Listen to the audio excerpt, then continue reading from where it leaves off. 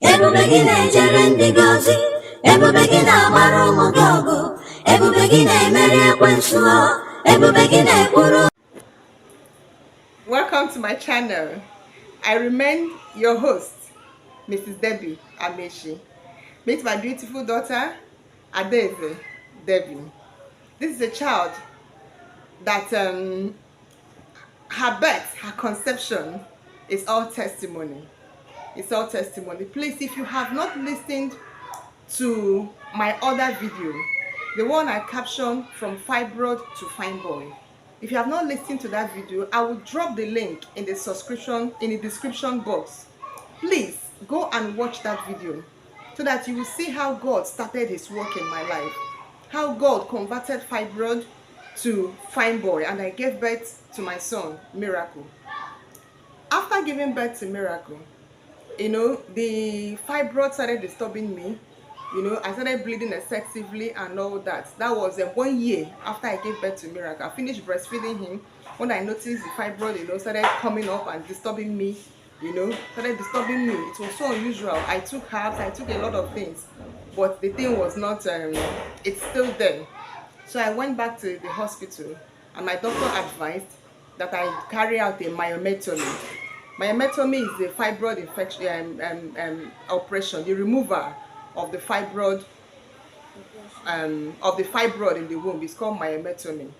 So we agreed, and I went for the operation. The operation was indeed very successful. They removed the fibroid. If you see the mighty fibroid they removed from my womb, the biggest one is as big as this leather ball. This leather ball that I don't know how to even describe it, but let me not exaggerate so much. But what I'm trying to say is that the biggest one was very, very big. I cannot remember the size. They wrote it out in the sheets. And then others. Remember I told you in my video from fibroid to fine boy that it was multiple. So different sizes of fibroid. You can see that the womb was just covered with fibroid. People were coming to the hospital to watch, to take a look at what came out from my womb. So when I was discharged, the doctor told me that I should make sure that within this first year of this operation, I should make sure I take him. Now, one problem that usually occurs is that after this myomectomy operation, they advise that you take in almost immediately. And if you don't take in almost immediately, it may be difficult to take in again. And that is why some people used to say that after you do fibroid operation, maybe you don't get pregnant again and all that. So they advised me that I should do it bumper to make sure I get pregnant. It should not exceed 1 year from now. Between 6 months and 1 year, I should get pregnant. I came back home with that expectation, and we begin to hammer the thing. We hammer it anyhow, day and night, every ovulation, you understand, so that I can be able to conceive, just like the doctor said. But lo and behold, 6 months passed, nothing to show. 1 year passed, nothing to show. 2 years, 3 years. I became worried. I became so worried. Nothing to show forth again. It was so terrible. The fourth year, nothing. So it was even that fourth year, me and my husband now said, we're not going to kill ourselves, since God has blessed us with a child, and a son for that matter, that we should go and adopt a baby girl. So we made arrangements to go and adopt a child from a home in Owerri, Imo State.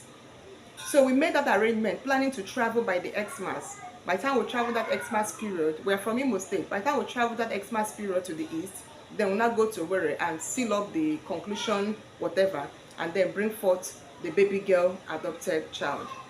So that was what we concluded. By that December, we're going to do that. But I never stopped in my prayers. I am a woman of strong faith. And I believe so much in prayers. On this faithful day, June to be precise, June 16th, 6 months prior to when we said we are going to adopt our child, our baby girl, I was in my shop. I have a catering outfit. So we are done for the day. It was even, my students were asking questions. I have a catering school where I train people on catering. So for that day, we're done for the day. We did African dishes. I taught them different African delicacies that day. We did nkwobi, we did isiewu. That was what I read. That was ngwongwo, different ngwongwo. That was what I taught them that day. So all the food were displayed beautifully on the table. and they were asking me questions. It was question time. When suddenly my gate just opened. Somebody opened the door with so much boldness. So much boldness. When the door was opened and the guy came in, this guy is not more than 14 years. This young man is not more than 14 years. Fair.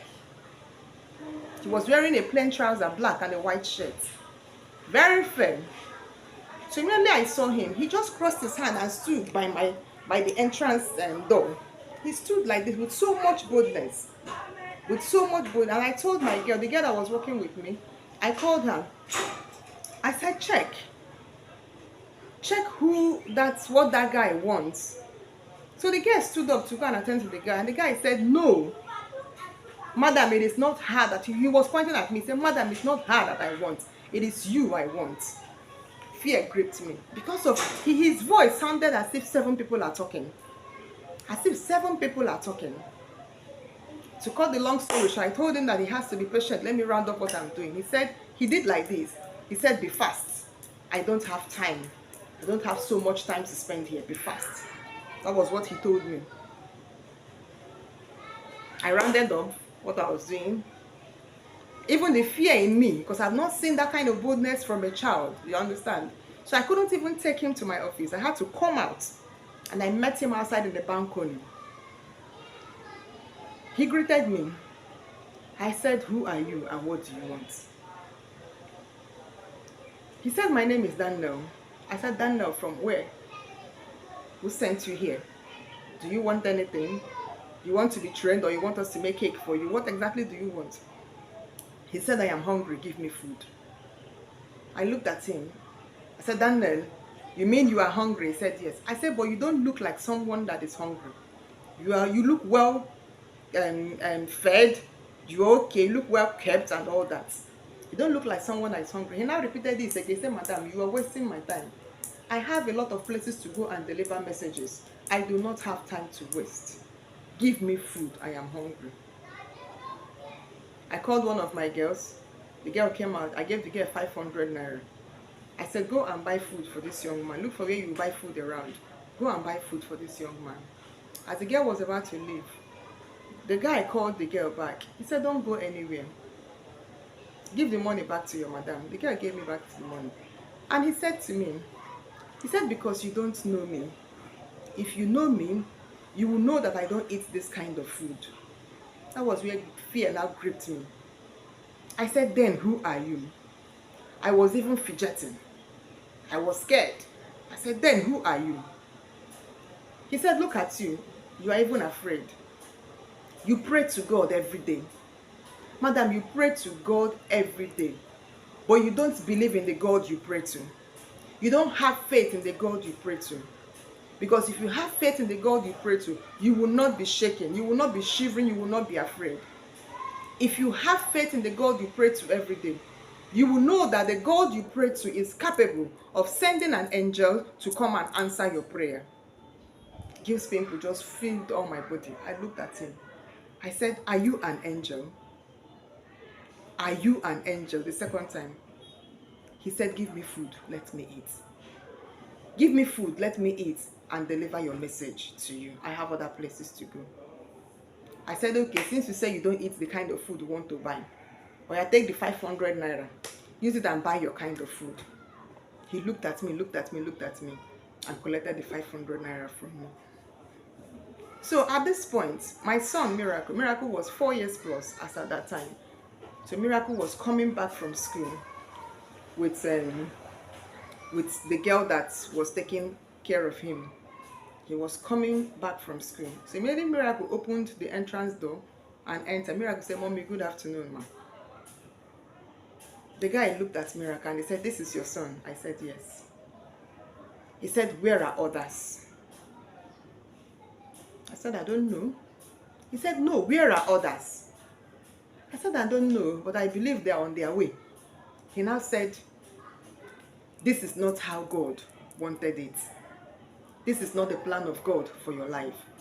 This is the handwork of the devil. But from today, From today, madam, you will see the glory of God manifest in your life. From today, you will see the work of God concerning your life. From today. And when that miracle begins to happen, do not fail to tell the world that this is the finger of the Lord. Go and get me pure water. I sent somebody to go and buy pure water. They bought 2 sachets of pure water. He did not even touch the pure water. He said I should keep the pure water on the dwarf fence there where we stood. I kept it there. He said, look at the prayers you're going to pray. He gave me some prayer points. He said, after praying on this water, sprinkle it all over your shop, take to your house, sprinkle in your house, and then the first thing tomorrow morning, use the remaining one and bathe. Starting from this night, you will see the finger of the Lord. My dear men and brethren, as if water was not enough, he started telling me so many things. He gave me so many revelations. He gave me so many messages I cannot say here. He told me so many things. I was scared. I was glued down to my feet. And finally, he said, any question? He said, any question? And I asked him the question I asked him. I said, I said, who is responsible? All these things you said. Because he told me so many mysterious things have been happening to me. And he told me they are the works of the enemy. He told me the different places they have buried charm in my shop then. He told me the charms they have buried just for them to paralyze me and all that. And everything is real. Because I have experienced everything he said were real. And I asked him, I said, who is responsible for these things? He said, it is not your battle, madam. It is the Lord's battle. You don't need to know who is responsible. The Lord is fighting your fights. Heaven was moved today by your prayers. Because I so prayed that night, the night prior to that morning. I prayed, and even that morning when my girls came, you understand, for their classes, we prayed. We used to have fellowship every Monday. That day was on a Monday. We prayed as if we have never prayed before. We prayed as if we have never prayed before. We prayed that heaven noticed that women prayed that day. The prayer of a woman, it availed so much. The prayer of faithful women availed so much. So he said heaven was provoked. Heaven was provoked that I have to be sent to come and deliver you. And he left. As he was going, he was telling me bye-bye. He will walk from here to here, he will turn back, he will tell me bye-bye. He will walk from here to here, he will turn back, he will tell me bye-bye. And that was how he was going until I did not see him again. And that was when it dawned on me that an angel just visited me. The visit of an angel. God had to send an angel in the name of Daniel to come and answer my prayers. What is that prayer that you have been praying? And you think that God is deaf. The Bible says his ears are not too short that he cannot hear you. His hands are not too short that he cannot deliver. He's not a deaf God. He hears you. He hears you if you can just have faith and believe.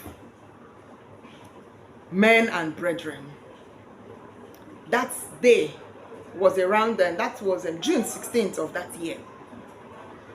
I was supposed to see my period in 2 days time, June 18th.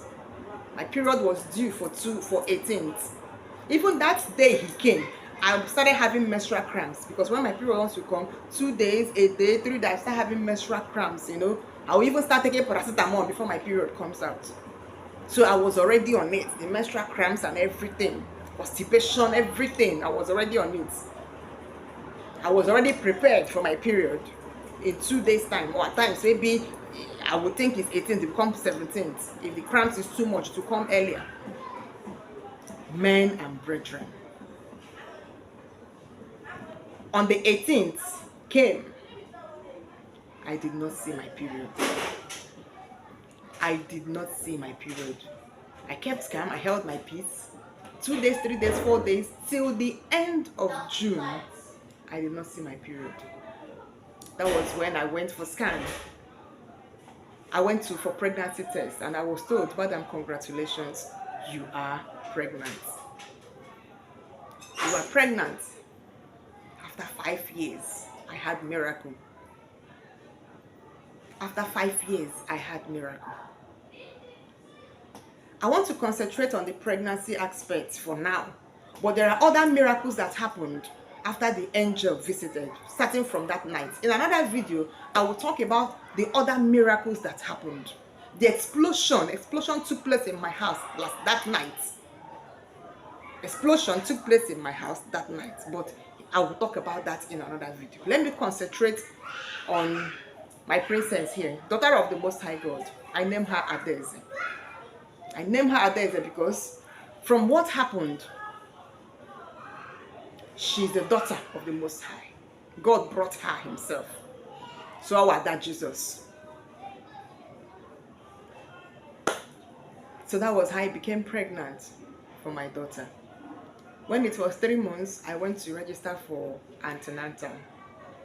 When I got to the antenatal, they said I should go for scan. I went for scan again, and they said, Madam, your daughter, she's a girl.